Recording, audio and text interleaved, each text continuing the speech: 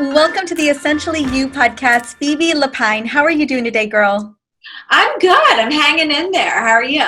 I'm doing good. I am so excited for our conversation. I actually haven't had a guest come on and talk about SIBO. We talk a lot about digestive health here on the show because it is so critical, as you know, more than anybody. But I know this is an issue that comes up for a lot of people, diagnosed or undiagnosed. And I'm really excited to shed light on what we can do to help support our gut, especially when we're dealing with SIBO. Now, before we get into all of that, all the nitty gritty, I would love to have you just take a moment and share that defining moment with us that led you to do this work that you're doing in the world. Oh my gosh. Well, there have been a few defining moments along the way. Long story short, I have been a food woman of many trades for the last decade plus. And it was ironically my love of food that prevented me for many years from actually taking a lot of my mysterious symptoms seriously. I was diagnosed with Hashimoto's thyroiditis when I was 22, and eventually kind of those symptoms caught up to me right as my food career was taking off. And I'd say the culminating moment was somewhere along the way there when I was just debilitated with pain, like pretty much after every single meal, which was more than an occupational hazard, and ended up trying to do the functional medicine route, but really feeling kind of overwhelmed by that path as much as I knew that food could be medicine and should be medicine. It also opened up kind of a whole can of worms, as you know, that everything in my apartment was going to kill me. I was in my mid-20s and couldn't really afford to go all in on the healthy functional medicine lifestyle at the time.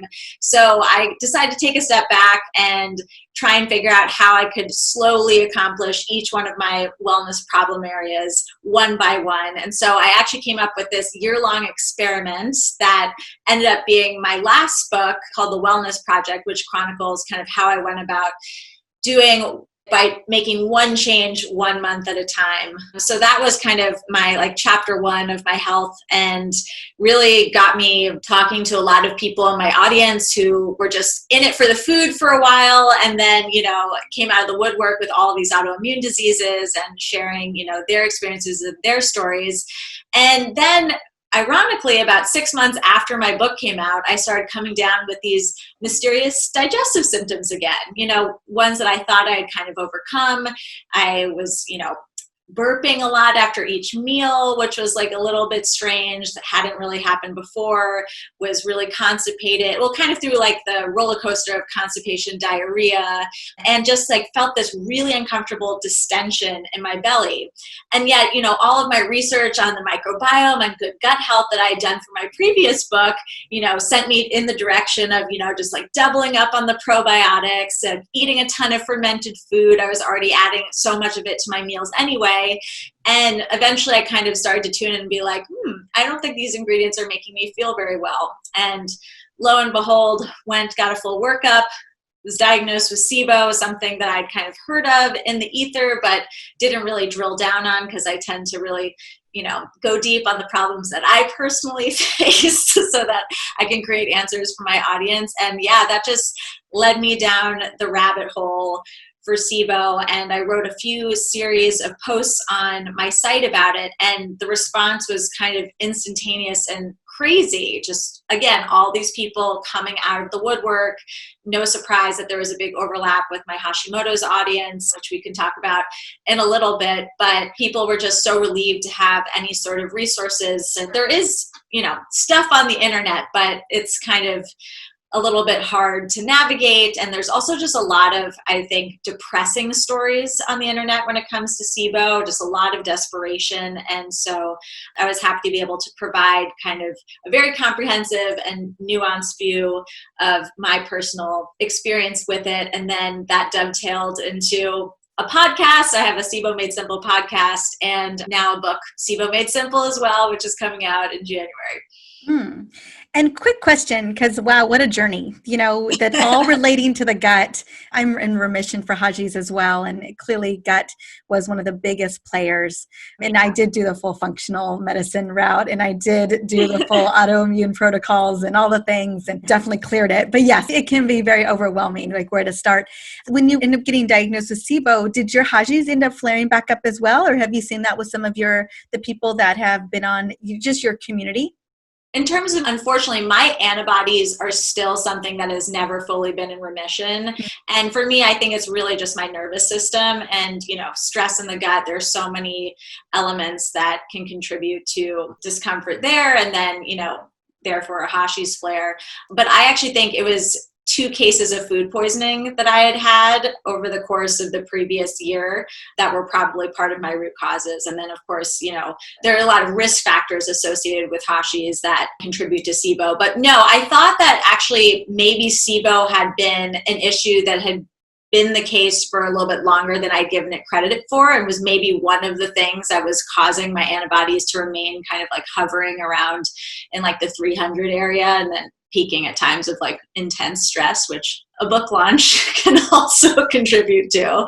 But no, I haven't really, since I'm not a practitioner, I don't have a ton of one-on-one, like in-depth conversations with a lot of members of my audience to be able to answer that in terms of if they've I was just curious because I know that kind of you talked about that exchange of how women are like, yep, dealing with this autoimmune condition driven by these gut issues, whether it's SIBO or it's a parasite or it's leaky gut or it's gut dysbiosis, like this imbalance is creating the immune system to go into hyperdrive, and then it accidentally targets the wrong target, and so I was just curious, just because I know that so often a lot of my audience members are not only just dealing with gut issues, gut infections, but then also they have that autoimmune component as well. And I saw that you definitely connected the dots there. Clearly, we're talking specifically about SIBO today, but just trying to just lend to the dot connecting of like, oh, if this is popping and this is popping, it's interconnected.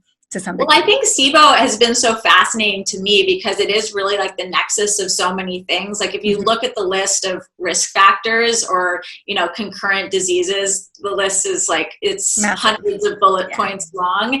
And we don't really know like the full connection, but it all does come down to inflammation. And so there's obviously a huge overlap with a lot of autoimmune conditions in SIBO. And I think it's such a chicken or the egg thing because SIBO can cause leaky gut, autoimmune diseases can stem from leaky gut, but it doesn't seem like, since the autoimmune disease is a risk factor for SIBO, we can't blame them all on SIBO. Right. And yet SIBO also makes you a higher risk for developing an autoimmune disease because of leaky gut component. I've been trying to get to the bottom of a lot of these chicken or the egg things on my podcast episode by episode.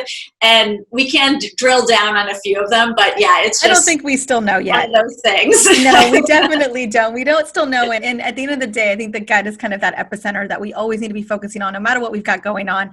Okay, so one of the things that I know to be true and that I know you know to be true is that women are more susceptible to SIBO. Talk to me about why.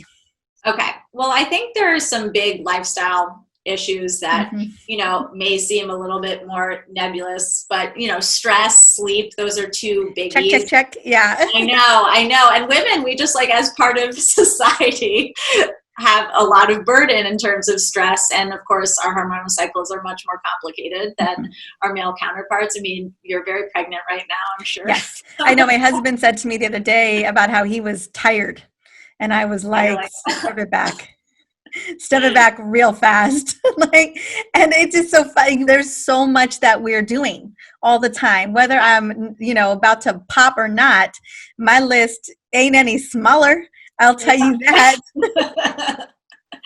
Well, to just do like a little recap for those who are maybe not as familiar with SIBO, there are kind of 3 main buckets for where that long bulleted list of risk factors fall into. And one of them is bacteria not being killed. So we have all of these safeguards in our digestive system via our saliva, the various bile and enzymes, of course, our stomach acid. And so low stomach acid is a big risk factor. And then there are so many things that can contribute to low stomach acid, stress being one of them. And then the second kind of big category is this thing called the migrating motor complex, which is like the street sweeper of our small intestines. And so if that breaks down, and there are, again, so many different conditions that can lead to impaired motility in that migrating motor complex, MMC not working properly, but stress being also, again, one of the correlating issues. And, sleep, again, it's like the sister issue to stress, since cortisol levels can affect the sleep cycle, as you know. But again, so much of our digestive system's mechanics happen in the night, the liver cleaning the blood. And if we're not detoxing properly, that can also have a whole halo effect. Estrogen dominance is a big bullet point, I think, for women in general, which, again, can stem from so many different things. Liver not functioning optimally. If you don't metabolize coffee very well, that can be a big overlapping issue, since, you correct me if I'm wrong, so I'm not an actual medical professional, but our liver uses the same enzyme resources to metabolize coffee as it does estrogen. And some people, I'd say a lot of women have issues with coffee for that reason, but it just comes down to the way you metabolize it. Some people have no problem at all. I think a lot of people with Hashis and kind of hormone-related issues tend to struggle. So, and then of course, personal care products with all the chemicals that mimic estrogen in the body, you can just have a whole cascade of issues there. And then hormonal birth control, so many people are on that, which changes the whole nature of the microbiome and leads to leaky gut. Again, it's just a perfect storm. And then there's Hashimoto's, which affects 75% women, and autoimmune diseases in general, which affect 75% women, for many of these probably overlapping reasons, and ones that we still can't completely explain. Are you also seeing a link? I know we haven't fully identified endometriosis as an autoimmune condition, but I feel like it's in that category big time. Oh, definitely. And you've seen that connection as well, especially with this. Yeah. Just curious. And I just want women to kind of start to see the connection, which I'm loving that we're doing. Doesn't mean we have all the answers or the why behind all these connections, but that there is a connection, and it's worth looking at all of this as well. Now with motility, I know you said the motility is definitely decreased. In terms of symptomology, are we kind of that roller coaster of constipation, diarrhea, like that's the kind of thing that we'll be seeing going on there? Yeah, I think specifically with Hashimoto's, a lot of people experience the constipation more, again, because of a lot of the nutrient deficiencies, like low B12 actually prevents the MMC from working optimally. So that's another kind of overlapping one. And then, I think the Hashimoto's vicious cycle, chicken or the egg, is so interesting because, we need our gut to be in good shape in order to convert T4 to T3, our inactive to our active thyroid hormone. But then we also need T3 to maintain a lot of these functions that we're talking about in the gut, including the MMC. So I think that can be a real vicious cycle. I struggled for a long time early on with my diagnosis about whether or not to go on medication at all. And I think probably one of the reasons why I had such a tough case is because I resisted for many years, and kind of understanding more about like the duality between the gut and your thyroid hormones. Like, I actually think that's an argument for just getting on the medication and seeing if that can just give you a boost. Because otherwise, again, it's just going to be that vicious cycle. And sometimes you just need something to help you along. I agree 100%. As much as I would love to just like grab my magic wand and just be like, here, let's put you on this autoimmune protocol. Here, let's just clean up your gut. None of it's easy. Yeah. And if you don't have enough T3 to run the processes that your gut needs to actually function, or run cellular metabolism on a cellular level, just getting your cells to do what they're supposed to do. They're like, what am I doing here? That is a hot mess of a situation too. And so, I'm a big proponent of, if you've got low thyroid, and whether it's Hashimoto's or not, until we figure out what's going on, we got to bump that T3 up. And then also in terms of supporting yourself in some way, I mean, constipation just adds to that vicious cycle too. Obviously, you're going to suffer from constipation if a lot of that machinery is not working properly, but then you could have the downwind effect of estrogen dominance. I was going to say. And so again, it's like, I think that sometimes you can just rely on a few things. I mean, either a few like natural laxative-y type things that I've leaned on in the past, but sometimes you just need help like getting onto a higher plateau of healing. Absolutely. Yeah. Magnesium citrate will definitely support, but we got to get to the crux of what's going on as well. 100% agree with that. Okay, so we've kind of laid out the landscape and kind of connected the dots between all the things, also showed why we do see women have more prone or have a predisposition towards SIBO than men. A lot of lifestyle complications and then hormone complications, all the things kind of meld together here. Let's talk a little bit about speaking into you talked about the 3 different buckets of like where SIBO is coming from. Yeah. I actually didn't touch on the last bucket, which I need to get back to because you brought up endometriosis, which I think really speaks to that last bucket, which is structural issues. And I think it's one that's really, I don't know, there's such a disconnect for many people, I think, between alignment and just like our physical integrity and some of these digestive issues. But of course, like it's so, our physical ability to move food through our body is so reliant on being in alignment. But so things in that category, endometriosis and, you know, having huge cysts and such in that area and constrictions can definitely add to, you know, your intestines not being able to move food through properly. And also just the laparoscopic surgeries associated, any sort of laparoscopic surgery, be it a C-section or a hysterectomy or any number of things, bariatric surgery of any kind, even if it's done by an incredible professional, like sometimes you just can't help but have some internal adhesions form, and you just never know if they're going to be, you know, constricting your intestines in certain places and forcing things not to move through. So yeah, the structural issues would be the last bucket. And there are, you know, endometriosis is a perfect example, some overlapping conditions that could contribute to that. Absolutely. Yeah. And I don't think we ever think about the structural concerns unless it was around surgery, you know, that's really obvious structural concerns. But even myofasciitis can be happening. You know, I always tell people, I think we all need, you know, somebody working on us, you know, kind of just making sure that we're not just glued, like literally glued together, you know, that we've become glue. And so my husband was having really severe myofasciitis in his abdominal area. And we were investigating, like, is this a gut issue? Is this a myofasciitis, like a more abdominal issue? Is the abdominal issue affecting the gut? Like, we were just going down this whole process of figuring out. It took us months, and then we found the right practitioner and the right person who could do the work. And luckily he wasn't seeing a lot of gut issues, but, you know, occasionally he was making decisions, you know, and that would throw him off. But especially with women who unfortunately end up having to have a lot more surgical intervention where these adhesions really do happen. And we're talking about just things getting stuck, like you said. And that's so often we're not thinking about that, the stuckness of it. I actually think the bodyworker I saw to kind of help me through some structural issues, I think it was the most profound element of my healing. And I can tell people a story because it is kind of funny, but this was a while after I had confirmed a negative SIBO breath test and was pretty much, you know, eating a normal diet again. I had just been to Paris with my husband for our anniversary. And so I was, please. I was eating macaroons, I was eating butter, you know, I was really straying from the optimal diet, but I felt fine. I had like maybe one flare there, but I'll take it. That's fine. But I got back and, you know, was back to my normal healthy schedule, eating, you know, great anti-inflammatory meals, working out every day. And all of a sudden, I was just in so much pain and in that horrible cycle of constipation, diarrhea. And I couldn't figure out why, because I was like, there's nothing that I'm really doing in my lifestyle that would lead to this. I mean, I'm going to Pilates every day. I'm just doing so many things that are quote unquote healthy on paper.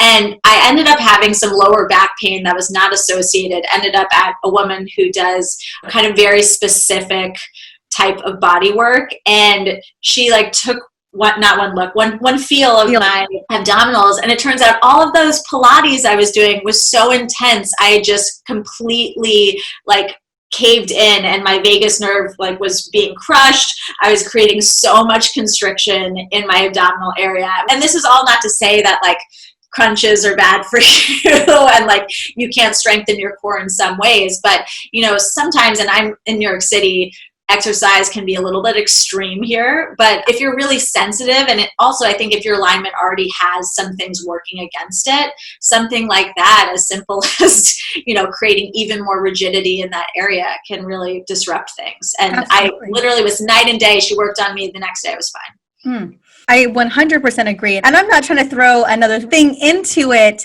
but it's just something to consider. There's so many great body workers who can go in and they can actually palpate inflammation around the organs. They can palpate where muscles are overfiring. Maybe you're even having muscle spasms and they can just feel that immediately. It may take a moment to find that practitioner who can go on in and really kind of clear things out. Maybe it's even an acupuncturist who can clear energy meridians. But if you're trying all these other things and still you're not feeling resolution, that's going to be the place to go and look too, because at the end of the day, this is all just connective tissue and fascia and soft tissue muscles. And then we got to make sure those are working, which is a whole different ball game. That's not the bacteria situation. I could definitely, that's a whole different, I call it a word that would be the mechanics. Yes. Mechanics of everything. But you can just, I mean, at the time I could have just gone off and be like, am I having a SIBO relapse? Like, am I, was it just dormant? Am I just someone who has chronic SIBO? Because that's really what it felt like again. But no, I mean, it was just vagus nerve being compressed and some things being out of alignment. And I still see this practitioner, for like tune-ups every now and then. I truly believe she's like one of the best people I have on my team. Awesome. I love that. Okay. So now we've got our buckets and now we kind of know what levers to pull here. Talk to me, where do we start first? I'm guessing you said that your test came back negative on the breath test. Was this when you did have it or when you knew you were clear? When I knew I was clear. Oh, yes. okay. I got a positive breath test first that confirmed the diagnosis. Yeah, I mean, I get a lot of people through my site who, are self-diagnosing. And I actually really do think that there's a lot to be said for the breath test. It's an imperfect science at this point. It's a little bit of the wild, wild west, but it's the best we have. And I think it's important to know what you're dealing with before you go into a kill protocol, which, even if you're using herbs can be, destructive. Mm-hmm. Absolutely. Definitely with kill protocols in particular. Okay. So we take the test, we take the breath test. It is a yes. It's confirming what we know to be true. And now what do we do? And we can't give the whole kit and caboodle one. We don't even have that kind of time. And you have an entire beautiful book dedicated to all of this and a podcast where people get to go really into the nitty gritty. But where do we start? Because I know that there can be some conflicting information out there and we could easily go down the big rabbit hole and not end up where we want to be at the end of it. So the three main buckets that are talked about most, I think, in medicine is the conventional antibiotic route, rifaximin, Xifaxan being the best option if you have hydrogen dominant SIBO. And if you have methane SIBO, you can pair rifaximin with another more conventional antibiotic. Rifaximin is actually thought to be a eubiotic, so it's not killing indiscriminately in the same way as a broad spectrum antibiotic. It's sticking around the small intestine, and they've seen that it hasn't really done a whole lot of damage to the balance of flora in your large intestine. So it's not thought of as kind of like a bad option. I know a lot of people, there's a lot of stigmatization of antibiotics, rightfully so, and you'll see in the list of risk factors for SIBO, antibiotic use is one of them, but rifaximin doesn't really fall into that bucket. The other two options that you might have to pair with it for methane SIBO do fall into that bucket, so just something to keep in mind. And then there's a whole spectrum of herbs that you can use that work just as well. Clinically, they've seen that to be the case. And then there was recently a study that confirmed it, that worked just as well as some of these prescription antibiotics and are a little bit cheaper. Rifaximin can be quite expensive, which is in the con category. And then the third bucket is something called the elemental diet, which is an actual treatment, not really a diet in the traditional sense. It's basically a smoothie that has distilled all of your nutrients down to micronutrients, their most essential form, so that they're assimilating so high up in your intestines that if you have bacteria there, they don't really have a chance to feast off of anything. So that involves, in terms of a therapeutic dose, or not a therapeutic dose, as a treatment, you just getting all of your nourishment from that shake for 2 weeks straight, which for a lot of people, myself included as a foodie and a chef, don't seem to gravitate towards. But it really comes down, there are a lot of different options out there, and it really comes down to lifestyle. Again, if money is an issue, you may be weighing that. If you wanted to do something quote unquote natural, that may push you in one direction. Some people, who have really high gases will just want the most effective option. And elemental diet actually is the most effective for reducing high numbers of gases quickly. So yeah, I have more information even just on my website on those options. Dr. Allison Seebecker is an amazing resource. She's like one of the queens of SIBO out there on the web, and she has lots of resources on her website for, some of these nitty-gritty treatment options. And that's really just really figuring out and picking your path.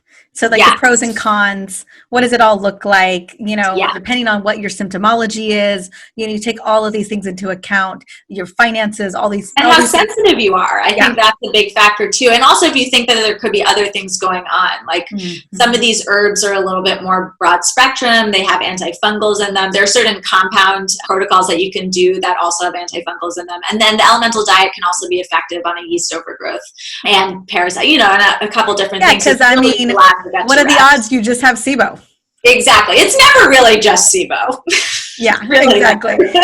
So just a heads up, there's probably other pathogens involved in this process. And with the herbs, like you said, if it's a fungal pathogen, or it's a parasite pathogen, and, just trying to figure out and navigate. Unfortunately, I don't think the antibiotics are going to knock those pathogens out as well. You probably have to do the herb route too.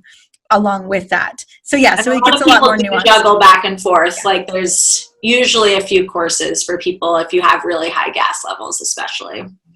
Okay, awesome. Good to know. And then definitely important to continue to go down the rabbit hole and do the research for sure. Okay, so talk to me about, let's just talk specifically, let's say the shake's out for 2 weeks. And I get that.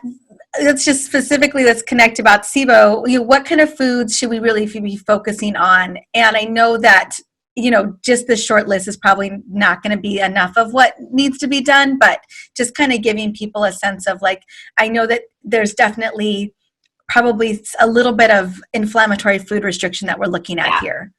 Yeah, so I think the most popular dietary approach is the low FODMAP diet. It's the most data backed for IBS, and it's thought that 60% of all IBS is SIBO, so therefore you can kind of extrapolate that it's going to be similarly effective for SIBO. And I think it's the diet that has the most resources out there, like in the IBS camp, so it's what a lot of practitioners recommend and lead towards, certainly what my MD put me on.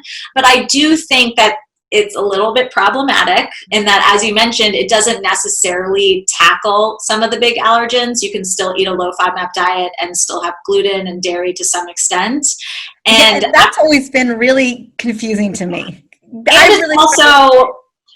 When I first heard about the low FODMAP diet, again, it was like I was researching my other book. I didn't know anything about SIBO, and I was so confused by it. And I actually was at a wedding with a friend of mine from college who's now like the head of gastroenterology at a hospital. And we were talking low FODMAP diet, as one does, at a cocktail party. At a wedding, yeah, absolutely. Yeah, exactly. And he was so encouraged by it. And I was encouraged by, a member of the mainstream medical establishment being excited about any diet. But at the same time, I was like, I don't understand it, because you look at the list of foods and then you look at the list of foods that pretty much every microbiome scientist say are good for the microbiome, and they're complete opposites. So honestly, SIBO to me explains why a low FODMAP diet is effective in terms of symptoms, because if you have perfectly normal bacteria in the wrong place too far up in your digestive tract and you feed them the foods that they enjoy most, then of course you're going to have some sort of gas as part of that, and having it get trapped too far up your intestinal tract as well. But I also, there's, I think, a lot of gray area with SIBO in terms of how general dysbiosis overlaps with it. And as you said, it's never just SIBO. There's usually kind of a bigger issue at play, even if it's not necessarily causing the issue in and of itself, since we talked about those other three buckets that are a little bit more tangible for how things go off the rails. But I think it's so dangerous for people to be told that the low FODMAP diet is the key to healing, because a lot of them stay on it for too long. And then there is research that the longer you stay on the low FODMAP diet, and I think it's something more than 2 or 3 months, then it really does start to have negative effects on your large intestine and the bacteria there. So I think you have to be careful with it. And I also think that since it's so restrictive and it's such a chopped mystery box list of ingredients, there is kind of a simpler place to start that's just like a little bit more in the right anti-inflammatory direction of taking out a lot of those big allergens, which, SIBO can cause leaky gut, which can cause a lot of food sensitivities. And I'm also kind of a believer in that that's kind of a chicken or the egg situation as well, since again, the autoimmune disease seems to be a huge overlapping risk factor. I think if you already have a food sensitivity and you experience kind of that ongoing fog of war with your immune system in your gut, like, of course, the intestinal lining is going to be damaged. Of course, your migrating motor complex is not going to function as optimally. I don't know. I think that arrow goes, even though it's like, I don't have any data to give you on it, I do think that there's something to be said for that side of the cycle as well. So I think personally, just focusing on the anti-inflammatory elements, taking out maybe a few high FODMAP foods, like I know onion, garlic, and legumes can be the most problematic for people, just kind of taking out a few of the buckets and then focusing on maybe taking out a few allergens. If you've never done kind of an allergen focused elimination diet, you can always start there. And then there is some kind of debate in the SIBO community about how to layer these diets on top of treatment, because the thought is these herbs, these antibiotics, they're trying to kill the bacteria, so we don't want to take away all the food sources and risk the bacteria going into hibernation. We want them to be alive and well and ripe for destruction. So there are practitioners who go about it a whole host of different ways. There's kind of no right or wrong way to go about it. Again, as you said before, it really comes down to the individual's sensitivity, kind of where the rest of the gut is at. I think how well someone is detoxing, because if you're killing willy-nilly, it can be really harsh on the system if you're not eliminating properly. And yeah, again, for some of those people, layering diet on top can help, because you're just going to be limiting the symptoms, and maybe you don't want to kill willy-nilly right out of the gate, because that can just be really overwhelming for your system.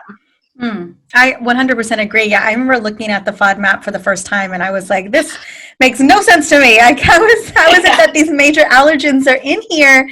So often when I take patients off of dairy and gluten, we see in processed sugars, we see a massive shift. And not to say that sulfur-containing foods and beans aren't lighting people up as well, too, because they definitely are. And that's a whole different, looking at that as well and just really figuring out, is that something that affects you or not? But yeah, I was always very curious, because so often I'm working with patients who with an autoimmune condition or really severe leaky gut issues. And I was like, I don't know if I can put someone on the FODMAP without removing those big allergens, because I already know they have those as allergens, So it's been really, really fascinating. So I really appreciate the clear up as well, kind of figuring out and how different practitioners are navigating that depending on what's going on with the person and what other issues or compromises are involved as well. And ultimately, I mean, where I sit, I'm a curator of information, and my book is really just a resource to help you navigate whatever path that you either feel is right for you or that your practitioner feels is right for you. So all my recipes are actually all free of the major allergens, nuts and seeds, but they're all pretty adaptable. But there's no gluten, dairy, soy, corn, a little bit soy optional, I say, because there's a little bit of tamari that you can use here and there. But really, that layered on top of the low FODMAP diet is the approach that I've given people. And then for every recipe, I have an onwards note for how to incorporate a high FODMAP ingredient at kind of a low enough quantity that it might not give you trouble, but allow you to expand your diet a little bit, either maybe out like on the back of a low FODMAP elimination diet, or just, in seeing how you can kind of dial down those quantities a little bit.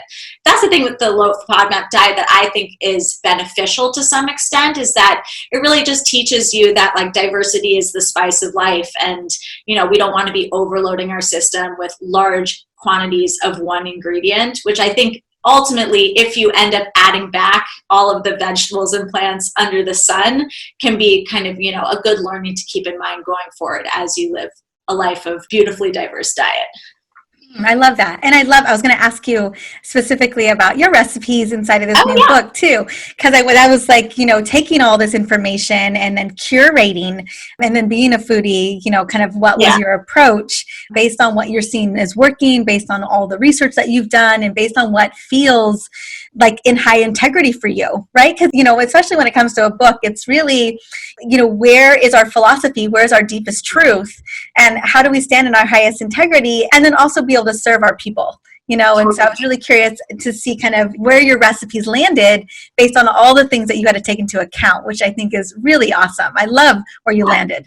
Oh, thank you. Well, I mean, I love that you put it that way, because it is where I come at it. I'm not, as concerned. I did have to do a lot of, make sure that everything really did fit within the low FODMAP diet. But that honestly is not the highest priority in terms of what I want to give people. I think a lot of people who get diagnosed with a chronic illness, they may not even be cooking to begin with. So I always want to make sure that a recipe is easy to execute, works every time, tastes super good, just as good as any recipes you'll get, from the best cookbook authors out there, since that's what my background is to begin with.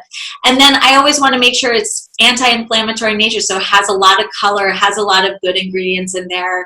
There's a lot of low FODMAP recipes out there that are just not healthy. They have, cheese, and not that the cheese is bad, but they're just kind of low FODMAP versions of comfort food. And there's nothing wrong with comfort food. I'm kind of trying to just layer on kind of anti-inflammatory element to the comfort food as well. And to do that, I mean, I take a lot of inspiration from other cultures. It's a very multicultural cookbook. There's a lot of influence from Asian cuisines, from Indian cuisine. And yeah, I think that really gives people a lot of excitement and fun flavors. There's tons of fresh herbs in there. Obviously, if you're going to want to be taking it in pill form, you want to be eating it too.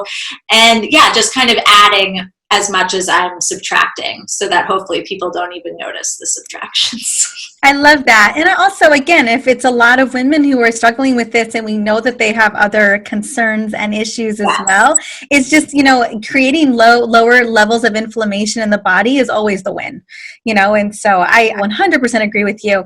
As you were naming off, I have a book coming out soon. We have recipes in it, and so much goes into this, as and, removing all the inflammatory, just all the same things you said, nuts are not out, nuts and seeds aren't out as well in mine. But they're easy to remove if someone wanted to. But at the end of the day, are these easy recipes?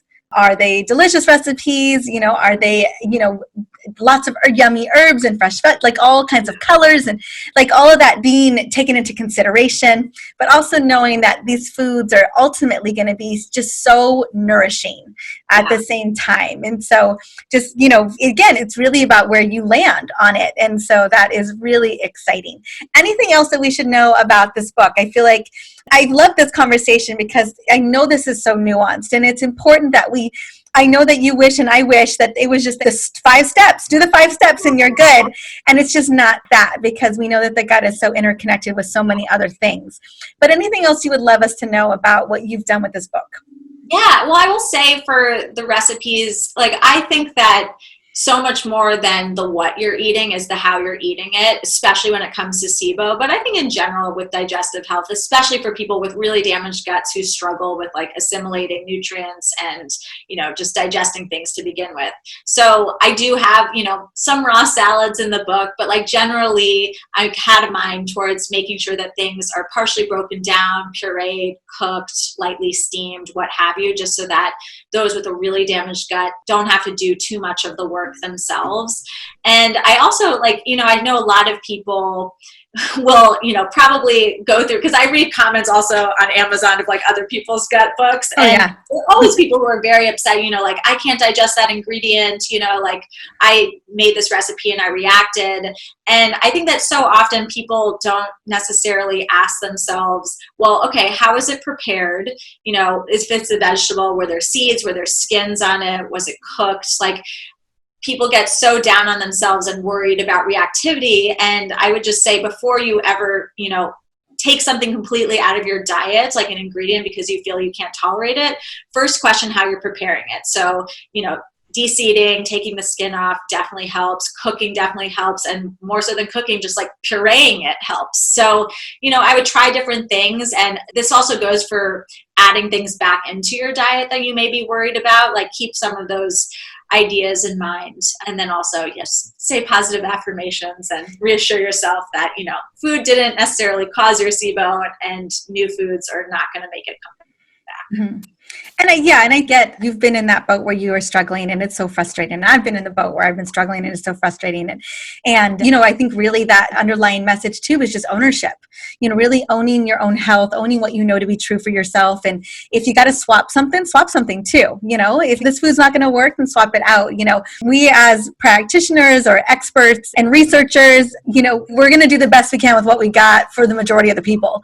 And, it's not going to work for everybody exactly 100%. Like you've got to be able to make those modifications. And I've always been a fan of flexibility because I know that not everyone's going to fall into the same bucket. And so, definitely grace towards the authors who scrutinize over this for months and months and months and months and try to make the best decision that they can, and having grace. I've read a lot of those Amazon reviews as well. It's an impossibility to nail it for everybody all the time. And so I appreciate that so much.